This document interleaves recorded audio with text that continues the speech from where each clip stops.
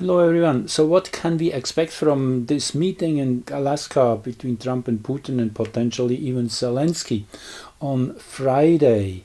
And well, this was kind of a real bombshell. And as you probably all experienced, this present Lionsgate portal, which was exact on the 8th, yesterday, is proving to be extremely powerful in many directions. As I mentioned, it is a new direction we are moving in. Many of us have experienced really some, I would say, telling experience of sort, which indicates we are moving differently than before.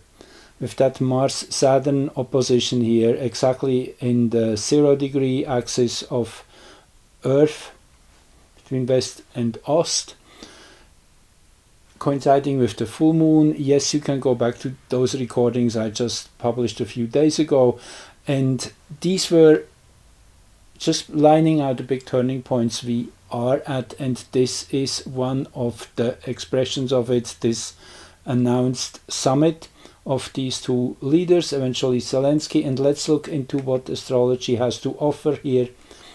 Well, first of all, again, want to indicate the 28th degree of Cancer and Capricorn, which is here in the 28th degree of Capricorn, where the Pluto in the natal chart is of the Declaration of Independence, which always, when accentuated, shows that some big shift involving the United States is starting to get its headway, make a new move in a direction of powerful interaction, reshuffling the power structures in general.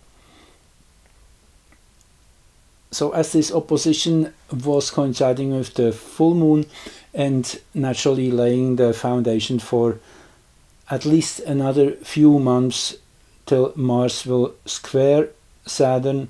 So it's always these 4 stations of every planetary cycle which are critical, which show the next stage in the development of these two energies. So we can definitely expect some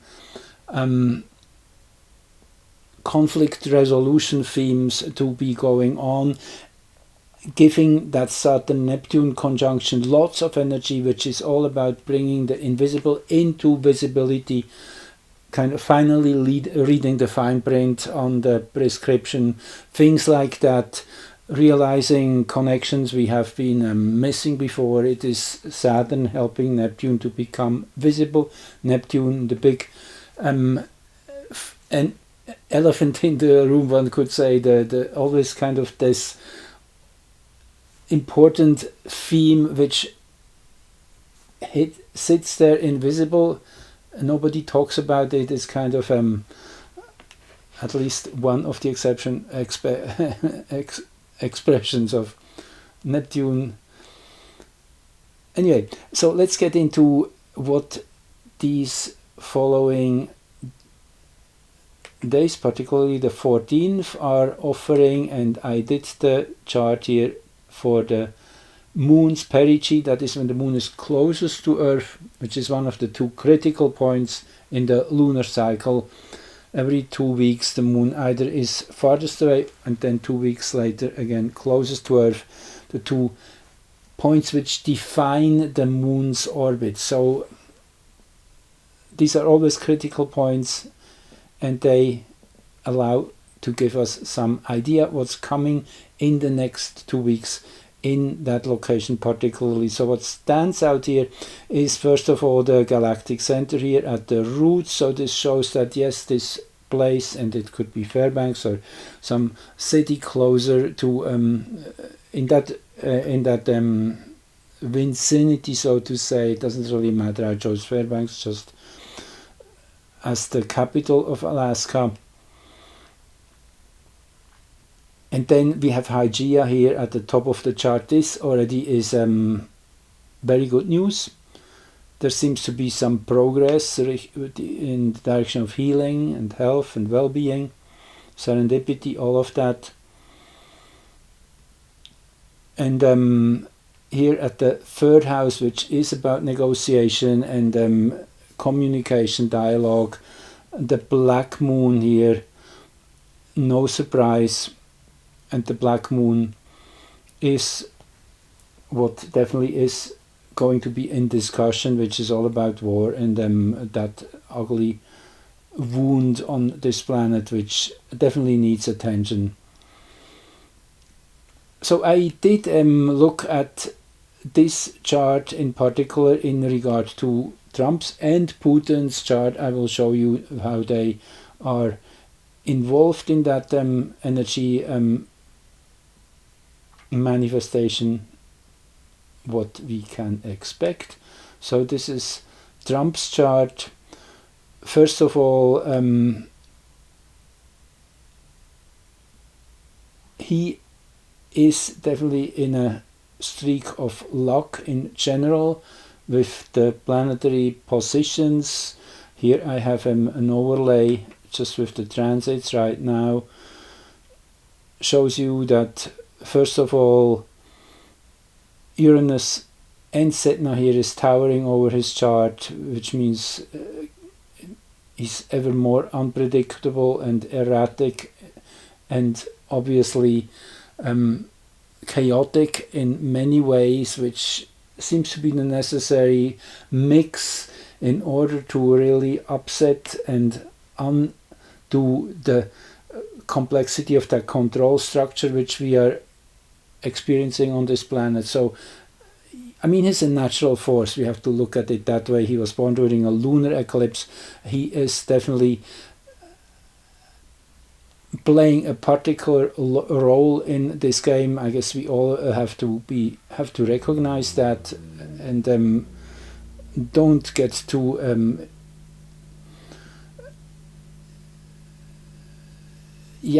too much into liking or disliking. It is what it is, and it's probably exactly what this time of history needs.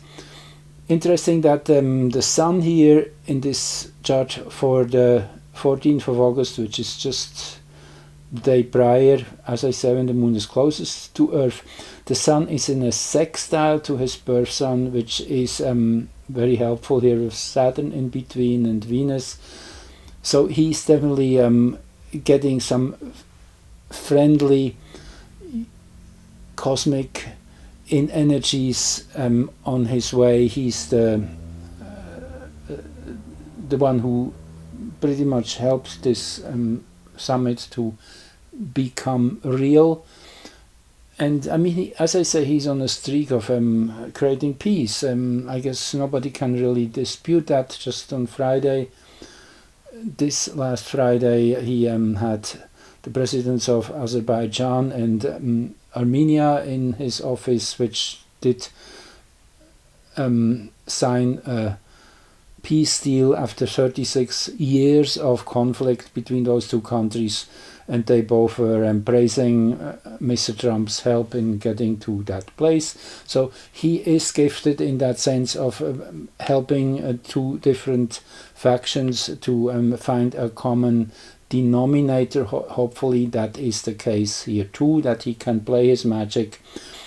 And there is all the signs that he definitely is inducing something here which might have some major breakthroughs in its wake.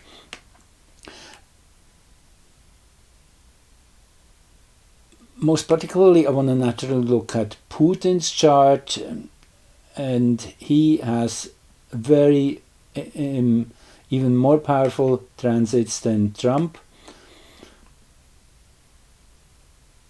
See, the sun here by transit is right on his Pluto. That gives him definitely the powerful position of being in the strong place of these negotiations, and I'm sure that is also thanks to Donald Trump's help, because it needs to go into a place of balance as it was negotiated in 2014 before the conflict really started. The Minsk agreement and such will have to be respected, and I think it really goes more along the line of Mr. Putin's wishes. He is the stronger party, and this chart definitely shows that.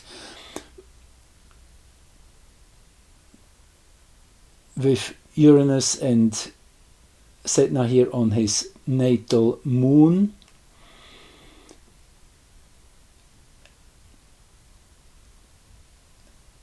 which is showing that there might be some surprises lurking. And the most telling chart in this context is the midpoint chart between Putin's birth chart and that. Actually, I chose here the third quarter moon, which is just on the 15th. And here you see this beautiful Mars-Jupiter moon conjunction up here in the 10th house in the midpoint chart. And this again is on Putin's moon. Very close, Uranus here by transit. So this speaks in general for a successful start of getting this communication rolling, this interaction started.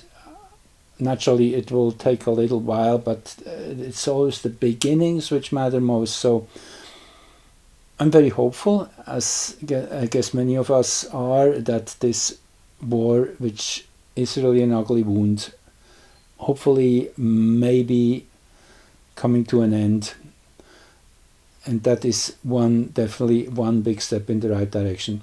Anyway, I just wanted to quickly share this with you, as I'm really very optimistic that things go in the right direction. Thank you for being here, and talk to you soon again.